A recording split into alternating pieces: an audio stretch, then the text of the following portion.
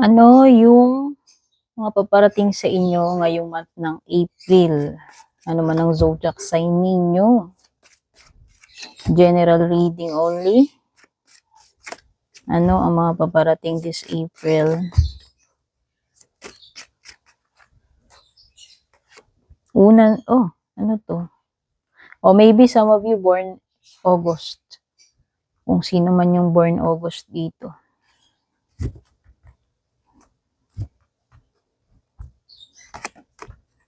Success, isa yan. Ang ganda, mukhang meron kang magagawang, kung ano man yan, magagawa mo successful. Ano man ang outcome, successful. Ang ganda, rewards, haystack. Oh. Harvest time. So, aanihin mo yung mga good deeds mo, for sure. Kasi nga, andyan yung andyan yung successful outcome, andyan yung rewards, magandang ani, or good karma with the haystack. Kung ano yung tinanim mo, yun yung i-harvest mo, ha? Oh, yung iba dito, pwedeng merong secret admirer, attraction. Admirer, pwedeng romantic, pwede rin namang hindi. No? Makaka-attract ka ng mga tagahanga, romantic man yan or hindi. May mga matutuwa sa'yo, mai-impress sa'yo. Kaya lang, kung meron kang particular wish na sana makuha mo ngayong April, baka hindi mo pa yan makuha kasi meron kang broken wishbone. Okay? Wow, ang ganda. Yung iba dito, pwedeng this is improvement pagdating sa salary. Pagtaas ng sahod. Sa negosyo, mas mataas ang sales mo. Okay?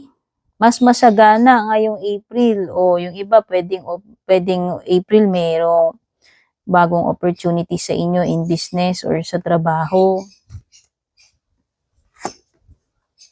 Oh, money path. Itong money path na to hindi ito yung unrealistic expectation nyo sa pera. Siyempre, kung wala kang itinanim, wala kang aanihin. Itong money path na to is magandang opportunity pagdating sa pera, pero kailangan mong mahanap yan. Ibig sabihin, you need to make money. You need to put in effort.